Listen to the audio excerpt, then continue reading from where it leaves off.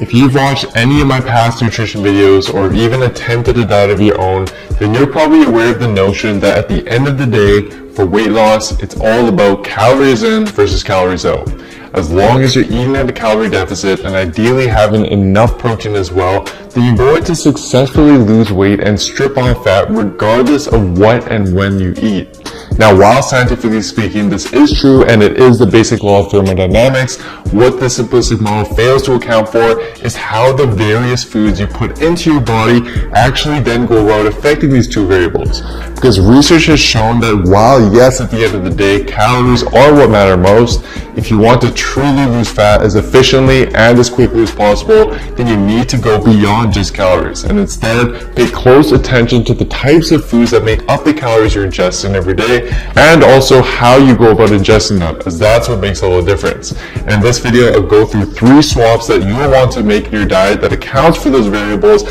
and can enable you to lose fat faster, and then I'll provide you with a sample meal plan that puts all of this together for you. The first swap you want to make with your diet is to stick to mostly with foods that have been minimally processed. So for example, foods like oats and multigrain bread as opposed to their refined counterparts such as cereal and white bread that have been stripped of most of their important nutrients and fiber. Not only are these less processed foods beneficial when dieting in the sense that they generally provide more nutrients and keep us fuller for longer, but they also have another unique benefit that has to do with something called the thermic effect of food, which is the amount of calories that our body burns to metabolize and actually use the foods that we ingest. And one of the unique fat loss benefits about unprocessed foods is that in most cases, our body burns significantly more calories when digesting unprocessed foods than it does when compared to their processed counterparts. For instance, one study compared the caloric burn required to digest and metabolize 2 minimally processed sandwiches consisting of whole grain bread and real cheddar cheese versus 2 highly processed sandwiches that instead consisted of white bread and processed cheese. Although both meals consisted of virtually the same amount of total calories and protein, the more processed sandwich had a 50% lower thermic effect, and as a result, the body burned significantly less calories digesting it than it did with the whole grain sandwiches. Similarly, a 6-week randomized controlled trial had subjects stick to a diet consisting of either less processed whole grain foods such as oats, brown rice, and whole grain bread versus a calorie and macronutrient equated diet consisting of more processed refined grains instead, such as cereal, white rice, and white bread. What they found is that the group that stuck with whole grain foods burn on average roughly 100 more calories per day just from digesting and metabolizing their food than the processed food group did. And to put this into perspective, given that the average person burns roughly 100 calories to jog a mile, you'd essentially be doing the equivalent of jogging an extra mile a day just by choosing to incorporate whole grain, less processed foods as opposed to more processed foods for most of your meals. And if you crunch the numbers, over 3 months, this simple change would theoretically enable you to burn 2.5 pounds more fat just by making that switch. So yes, while calories are what matter most, and while you definitely will still burn fat despite eating processed foods, as long as you're still in a calorie deficit, you can further influence the calories outside of the equation and potentially speed up the fat loss process by simply swapping these foods for whole grain, less processed foods instead, and let them do the work for you.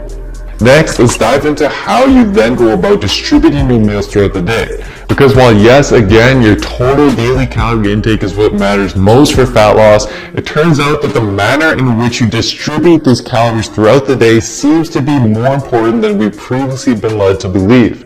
Illustrating this is a recent 2020 paper and another similarly designed 2015 paper that compared the effects of using a more front-heavy distribution approach by allocating more calories to breakfast versus a back-heavy approach by allocating more calories to dinner instead. What the researchers found is that subjects using the front-heavy approach not only experienced significantly less hunger and significantly less cravings for sweets throughout the day, but they also experienced greater overall energy levels, meaning that they were able to adhere to the diet more easily and they likely burned more calories throughout the day from fidgeting, walking, and just moving more in general because of their increased energy levels. And in fact, this protocol was also repeated in a longitudinal weight loss study, which found that subjects using a front-heavy approach lost more weight, decreased their waist circumference to a greater degree, and reported greater hunger control over a period of 12 weeks when compared to a group that used a back-heavy approach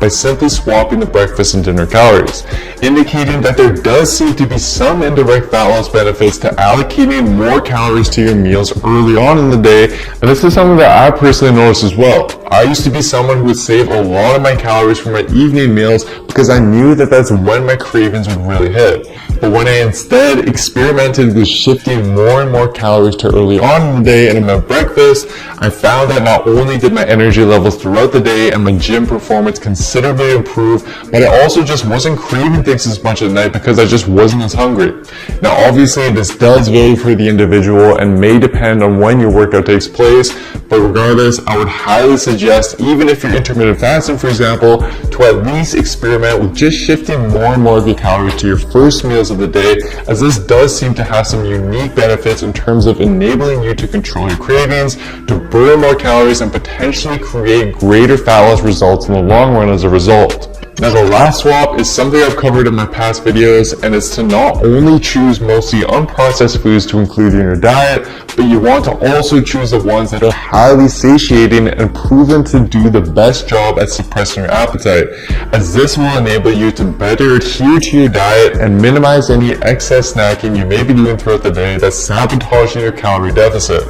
And based on the findings from the satiety index, which examined the effects of 38 different common foods on hunger levels, we can clearly see that on a calorie for calorie comparison, some options are just better than others when it comes to controlling your appetite. For example, even with calories equated for, simply swapping whole grain bread for oats instead will provide a 25% greater effect on suppressing your hunger. And similarly, swapping brown rice for whole grain pasta or boiled potatoes instead will provide a 30% or 60% boost in satiation respectively. So what I'd suggest is look over the index and experiment with swapping some of these more satiated foods into your diet and just see how your body and appetite responds. Now to put everything together for you, let's go through a sample meal plan that